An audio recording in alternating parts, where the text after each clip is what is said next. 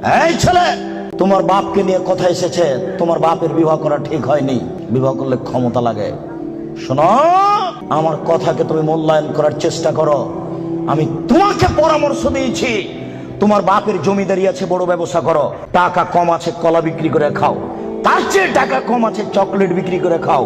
যদি চকলেট বিক্রি করে খাওয়ার টাকা না থাকে তাহলে মানুষের বাড়িতে কাজ করে খাও।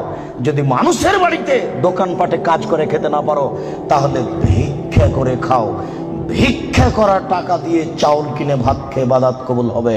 শোনো, আমি ভিক্ষা করতে বলিনি, এটা শেষ স্তর। ভিক্ষা করা টাকা দিয়ে চাউল কিনে ভাত খেয়ে ইবাদত কবুল হবে। যৌতুকের টাকা দিয়ে চাউল কিনে ভাত খেয়ে ইবাদত কবুল হবে না। নাপিতকে ঘর ভাড়া দিয়েছ, ওই টাকা দিয়ে চাউল কিনে ভাত খেয়ে ইবাদত হবে না। নাপিত দাড়ি চাঁচে।